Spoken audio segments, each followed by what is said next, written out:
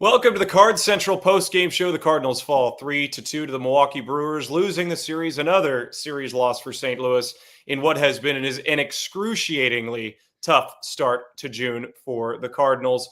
I'm Stefan Caray. He's Joe Roderick here on STL Sports Central. And there's no way of sugarcoating it. It has been a bad stretch of games for the Cardinals. The offense has looked anemic. The starting pitching was good today, but just couldn't find a way to beat the Milwaukee Brewers. And in all the pomp and circumstance of this game surrounding the drama of yesterday, it was surprising to see what happened with the Cardinals. Not very much offense, 0 for 7 with runners in scoring position. Now they turn focus to the Chicago White Sox, and hopefully they can pull themselves out of this rut that they've been in. Yeah, the game today, it was one of those where not a whole lot was going on early in it. It was flying by as we got to about the seventh inning. And you look back on it, and the defense let them down today in that inning. You had Riley O'Brien come in. He gives up the leadoff hit, but that run never should have happened in that situation. Wilson Contreras makes that play, and the Cardinals are able to get out of that, only allowing 2 runs. And that Ivan Herrera homer the next inning turns out to be a tying run instead of putting them down by 1. And then the last inning, that 9th inning, you and I were sitting there texting about it. I know we're going to get all into what we saw in that 9th inning, but it was, the clutch gene wasn't there in the final 3 batters in the 9th today. Well, I would give credit where it's due to Nolan Arenado for his at-bat to start off that inning, fouling off 8 pitches, to be able to drive a 100-mile-an-hour fastball up the middle to get that leadoff hit. And then Nolan Gorman, shortening up and laying down a bunt down the third base line. The pieces were there to take the lead or tie the game. And unfortunately, the Cardinals just couldn't do that. They found a weaker part of the order, the bottom part of the order that has really struggled with velocity. But strategically, they know more than we do at this point in time. They must not trust Jordan Walker to lay down bunts. And that's something that we don't necessarily know for fact, but runners first and second, nobody out. You get them over to second and third. I'm sure Victor Scott's a whole heck of a lot more comfortable in that situation than with 1 out and them on first and second base. When's the last time you think Jordan Walker laid down a bunt in a baseball game? Maybe never. I mean, maybe at one point in Springfield or in the minor leagues, in an extra innings game where you had the ghost runner on second. But even then, I mean, I doubt it. And that's something that you can't really blame the Cardinals staff on. You made the comment to me, you're glad he struck out instead of hitting a ground ball into a double play. It kept the inning alive. The wild pitch moved him up second and third with 2 strikes, though, to Victor Scott, who we know has struggled to turn around velocity over the last few weeks. It's just unfortunate that things turned out the way that they did for St. Louis. And this comment here from Nick about when's the last time Gorman bunted. I'm going to guess he has probably laid down a sacrifice bunt more recently than we probably remember. But if you look at that, he was playing. I mean, same reason. I mean, Burleson tried to lay down a bunt before he hit that double in the 8th inning. That was a case of, I think Nolan Gorman saw the situation was, hey, if I lay this down the third base line, I'm getting a hit here. They're the way they're playing me defensively, I can lay one down and get a hit. And if I don't get it, it's a sacrifice. Like that was Nolan Gorman looking at that situation as, I can either help my team a little bit or I can help my team a lot in that situation where it's either going to be 1 out with a runner on second or first and second with nobody out. So that's a much different situation than what we're talking about here about Jordan Walker just laying down a sacrifice bunt to move the guys over. And then Chewy chimes in saying, why didn't Victor Scott the second bunt? Again, you already had 1 out. So in that case, I mean, Victor Scott gets a base hit. You already run for Nolan Arenado. So you have Lars Nootbaar at second. So a base hit scores him. And instead you're not sacrificing the runners over to second and third. Like that's not smart baseball there to put 2 outs and put Mason Wynn really essentially in the same situation he was in, because Miguel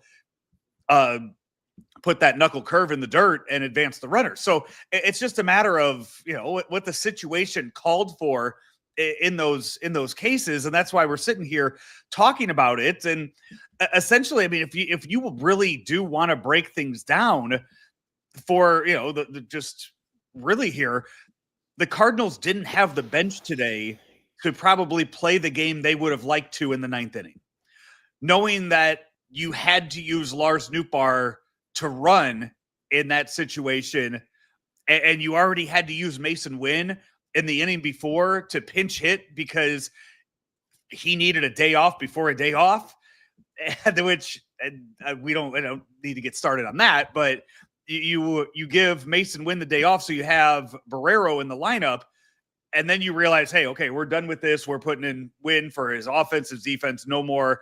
Obviously he didn't need the full day off. So you shorten your bench with him there. Now you have the two only guys left on the bench are two catchers. Pages and Pozo were the only two left on the bench. You handcuffed yourself today. Yeah, and I think that's one of those things you could have pondered the question as Nootbaar came into the game as a pinch runner. Maybe he comes in to play center field. I don't know if you really trust him in extra innings out there defensively, but one of those two guys, do you trust him more than Victor Scott to get a fly ball to the outfield? And I'm talking about Pozo or Pages. It's a flip of a coin and a really, really difficult ask. I think, again, this is a difficult question for Ollie Marmol. They're trying to pull themselves out of a rut. They've now found themselves tied for third place with the Cincinnati Reds. The cushion that they built above 500, which once stood at 8-9 games, is now at 2 games above 500. They're 6.5 back of the Cubs, 1.5 back of the Brewers. Flag Day was yesterday. And, not trying to sound pessimistic or negative, but this has been concerning. And this team has to find a way these next 3 games against the White Sox. You have to think sweep. You have to think sweep because you head back home. You start to get back into your division. And nobody is going to let up. It's just a very, very frustrating outcome in what has been a frustrating start to the month of June. Yeah, no, when you are playing teams right now like the White Sox, I think in July is when the Rockies, when you see a team like the Rockies coming up on the schedule, 100%, it is a failure of a series if you don't take all 3 of those games. Yes. There is no reason why you should not go in there and play all 3 of those games to win. The Reds aren't, the Reds too are kind of in that same situation. I mean, you need to go out there and, sweep the Reds. You need to start a winning streak this week. Right. You need to start a nice long winning streak with who you have coming up on the schedule this week. And just to circle back to this, people in the comments right now too are chiming in with Pozo pinch hitting or Pages pinch hitting. What I'm asking is, who are you pinch hitting them for? Because you are playing that game in that situation. This is where you're handcuffed in that situation, because if you sit there and you think, okay, it's going to be that we're going to pinch hit, for Victor Scott with Pojos or Pages, what are you doing defensively then? Because you just removed your third baseman. Herrera's catching.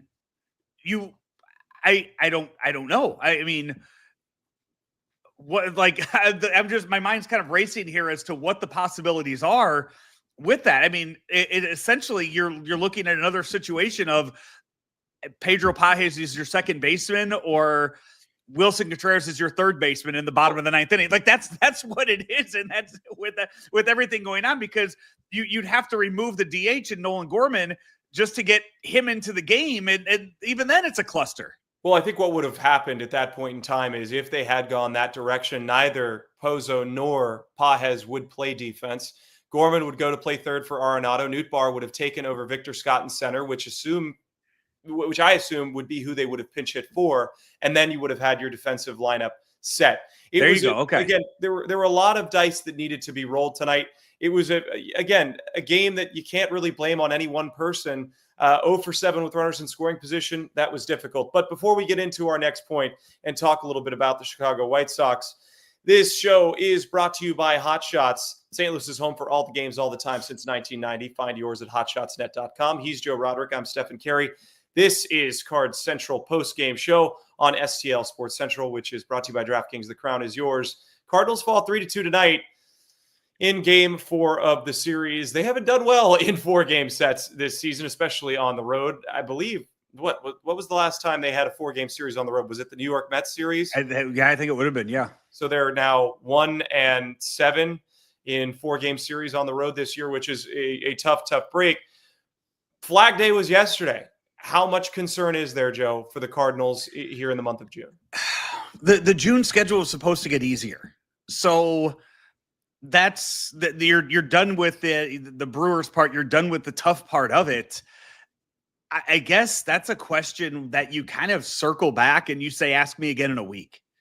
Because if you don't win 5 games this week, the level of concern that's where I completely look differently at the trade deadline. That's where I start to look and say, okay, who needs a closer? Helsley's for sale now with something like that. That's kind of where I start with it, I guess. So with all of that is, okay, we can move on from Helsley if you don't win 5 of 6 games this week. And that's, again, that might sound crazy, but when you have the White Sox and the Reds on the schedule and the Reds at home, 5 games is kind of where you need to start with your expectations.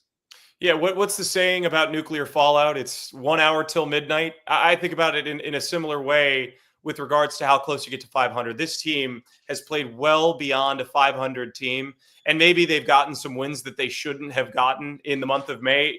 The month of June is coming back to get them, and it is certainly evening out in an unfavorable circumstance for the Cardinals. Now, you talked about teams like the Cubs. You talked about the schedule lightening up. A lot of the fans, and I've seen it on Twitter, I've seen it on Instagram, talking about how easy the Cubs schedule is. Everybody likes to pick on the Cubs, except they got the job done. So until the Cardinals get the job done against these bad teams, do they really have any room to talk at this point? And I have every bit of confidence that they will get it done against teams like the Rockies and the White Sox, but the Cubs got it done. And as it stands right now, the Cubs are 15 games above 500, potentially 16 if they can win in extra innings today against the Pittsburgh Pirates. Yeah, and I didn't realize too. So it's Cubs after that series. So not only are you have to win 4 or 5, essentially 5 or 6 against the White Sox and the Reds coming up this week. Then you need to take that series. You need to take 3 or 4. You cannot lose 3 games to the Cubs in that 4-game series at Busch. That is 100% cannot happen. And then you go into the month of you're starting to wrap up June then, kind of looking at everything else with that. And the Cubs, you know what? They started off though. You talk about them having an easy schedule. For those that think that, go back and look at who the Cubs had to play in April. Go back and look at how they had to start the year, and they weren't great. They weren't on a great run, but then that tested them to when they did get on this run. That's when they've taken off. And it looks like, I saw in the comments, and I'm seeing right here, it looks like, they walked off the Pirates in 10 innings today. So just taking another game from the Cardinals in the standings too. So these next 10 days, this really might make or break your season. Yeah, I totally agree. Considering the fact that you get head to head, and it makes you wonder, would you rather, with all the play them head to head now or try to build some momentum later? I think the answer is, if you're not motivated down 7 games in the division, then you're never going to be. And I think that this team will find a way to motivate themselves against the White Sox, against the Reds, against the Cubs, and push themselves to get back into the division. But every game you lose in the series, let's say you take 3 out of 4 in that 4-game series, which at the very least is a must for the Cardinals. You can't split the series. You have to gain ground. You only pick up 2 games. So it's one of those things where every loss is just a gut punch, and you're treading water. So I think Wilson Contreras did a nice job of motivating the team with his video or his message that stays with the team as it was reported. But unfortunately, it didn't work out for the Cardinals in game number 4 of the series against the Brewers. Cardinals 2.5 games back right now in the wild card. So that's you're sitting there talking the division, and I think more realistically, you look at the wild card standings and see where that is. But if we are looking at the division, and for those that want to sit here and say what they will about the Cubs schedule coming up this next month, this next 4+ weeks for the Cubs, it is Brewers, Mariners, Cardinals, Astros, Guardians, Cardinals, Twins, Yankees, Red Sox, Royals. So those are all teams in contention right now for playoff spots. There are no cupcakes on that schedule. I'd have to go look at records, but I think every one of those teams is above 500. I think. I think the Royals are the only one that right now. Have they fallen under? If they've fallen under right now, they're 34 and 37. So I guess you take it all the way to that Boston series that ends on 7-20. That is a 4+ weeks of facing teams that are in playoff contention right now in their leagues. So that's where you have to look at it. If you want to look at it as far as that, the Cardinals need to play a lot better right now. And we've looked at this season, and it's been a bit of a roller coaster with this is good, this is bad, this is good, this is bad. Then there's the 8-game stretch where everything's perfect, and you're kind of looking at all the different pieces. Right now, what would you say is the negative right now with that? And I would say, just off the bat, I think it is. I mean, close games. I think the bullpen has struggled at times to keep things closer than it needs to be at points. And I think right now bullpen is the big focal point. Yeah, you don't have a whole lot of swing and miss in this bullpen right now outside of Helsley, and we know Helsley isn't at 100%, or at least the best version of himself that we have seen him be over the last few seasons. But again, that's something that you can assess during the offseason. I don't see them trying to add at the deadline to the back end of their bullpen and find a way to pick up some wins that way. So it's really just one of those things. You look at what they said at the beginning of the season. We've been afforded the luxury of watching a really exciting young team, and a team that can drive us up a wall in frustration, but could also lift us up in extreme ecstasy in how they play the games late. We could have had a team very easily that was young and getting blown out every single night, and that hasn't been the case. And for that, we're really, really fortunate. But games like this, they certainly make you clench your fists a little bit and think about all the missed opportunities. And when it comes down to the wire at the end of the season in September, these are the types of games you look back at and say, man, we really wish we had that one. Yeah. We were covering the Diamondbacks a few years ago. They were in I think it was last year, actually. They were in a tie with the Atlanta Braves and the Mets, and the Atlanta Braves and the Mets played each other head-to-head in a doubleheader. They needed one of the teams to win both games. They both won a game, and the Diamondbacks didn't control their destiny and were left out. Nope. So every single win is so important, and it is baseball season, which is a great pivot into the fact that baseball season is officially underway, and it's time to step to the plate with DraftKings Pick 6. Think of DraftKings Pick 6 as your fastball right down the middle. It's the easiest way to play for cash and take a shot at a big win. Just select 2 or more players and choose if they'll have more or less of a stat. Pick 6 is available in most states, including California, Texas, Georgia, Missouri, and more. Cash in your baseball knowledge. New players get $50 in Pick 6 credits instantly on just a $5 entry. Download the DraftKings Pick 6 app and use code STL Sports. That's code STL Sports for new customers to play $5. Get $50 in Pick 6 credits. Better payouts, bigger wins. Only with Pick 6 from DraftKings. The crown is yours. Gambling problem? Call 1-800-GAMBLER. Help is available for problem gambling. Call 888-789-7777 or visit ccpg.org in Connecticut. Must be 18 and over. Age and eligibility restrictions vary by jurisdiction. Pick 6 not available everywhere, including New York and Ontario. Void where prohibited. 1 per new customer. Bonus awarded as non-withdrawable Pick 6 credits that expire in 14 days. Limited time offer. See terms at pick6.draftkings.com/promos. Welcome back to Cards Central Postgame Show. He's Joe Roderick. I'm Stefan Caray. Cardinals fall 3-2 against the Brewers. Before we get into the White Sox a little bit, because I think we've had our passionate moment about the Brewers.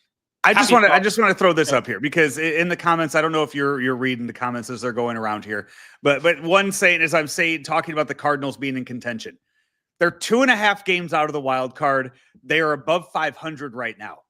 What in the hell about that isn't in content? Like how, like you could sit here and you can continue on with your comments and everything of saying Cardinals are free wins, this BS, that BS. I mean, it's a team that's over 500 here in the middle of June. So if you're going to sit here and just continue on with all the bashing and everything else, come with an intelligent point for this. If you're going to sit here and keep being a keyboard warrior in the YouTube comments.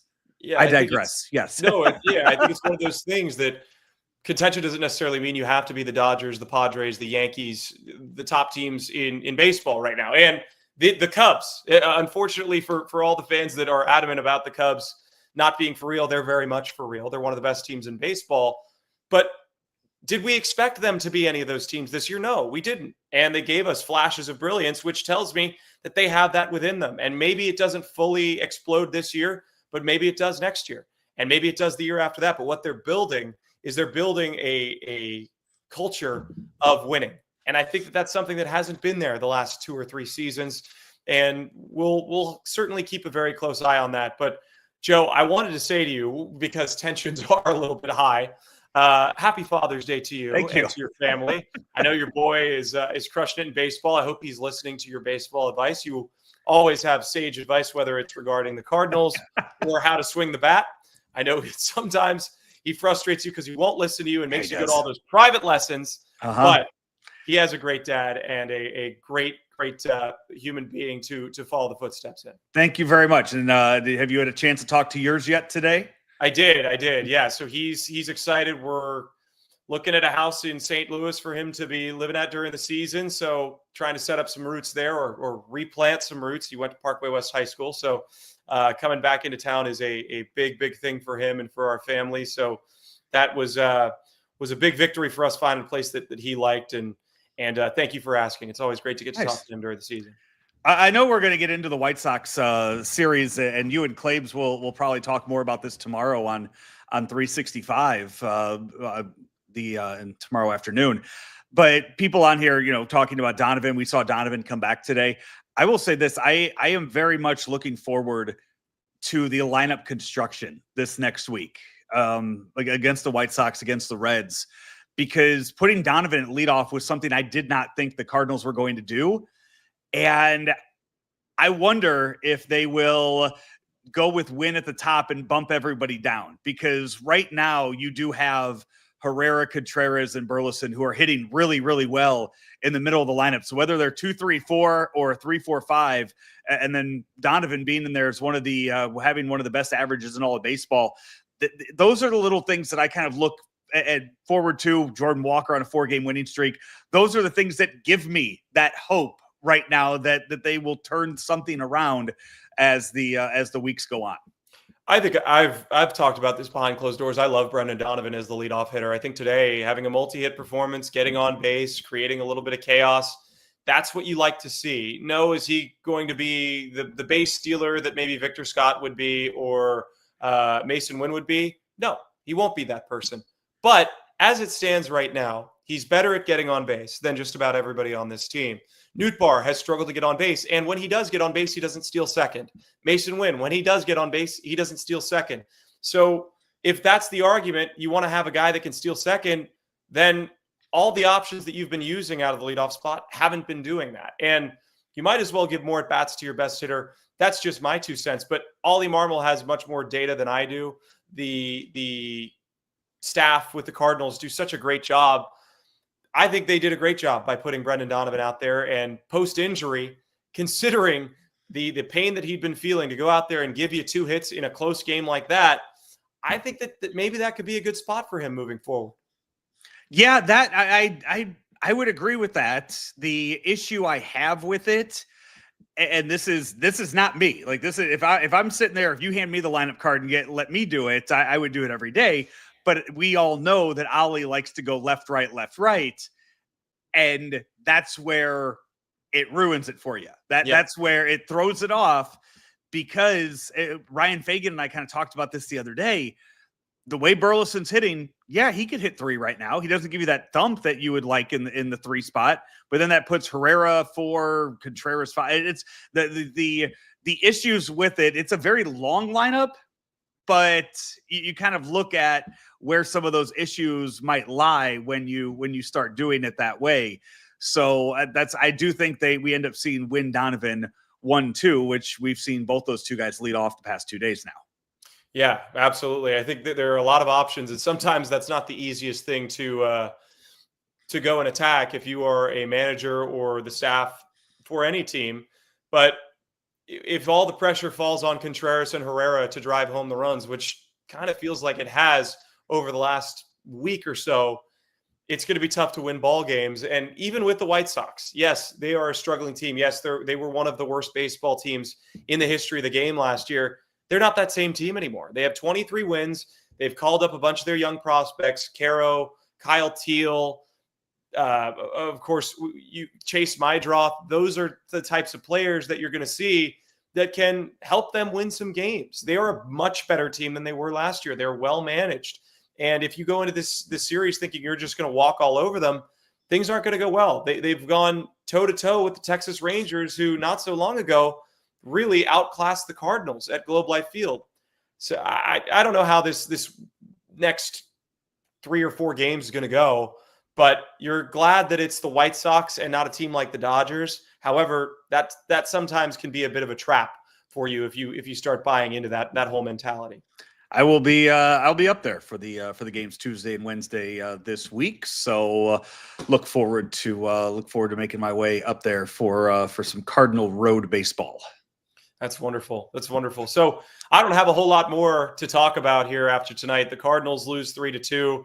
Again, very, very tough month of June so far. How many games have they won in June? Is it 2 or 3? Oof, at this point in time? I can go look and upset myself if I want. So, yeah, it has not been as many as they certainly would like.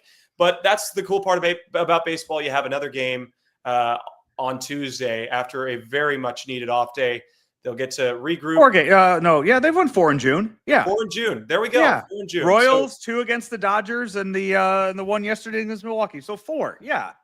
So I'm not giving them enough credit. 4 in you're June. not. Yeah, we're 15 days into June. God, I would hope they have more than 2. Well, four wins in June, but this Still team not is great, much better than what they've shown over the last week and a half. And you get a good part of your rotation up against the White Sox, which is what you'd like to see, right? You'd like to see Liberatore bounce back, Gray continue his great work, Fedde continue his great work. That sets you up for a chance for a sweep. And if you do, then you're 5 games above 500. Who knows what the other teams do? You can breathe a little bit, then you go back home, and who knows what happens next. Yeah, biggest 10 games of the season right now. That's how I'm looking at it. 10-game sample size right now to kind of figure out where this team will go when the month of July hits and you get the trade deadline not too far away.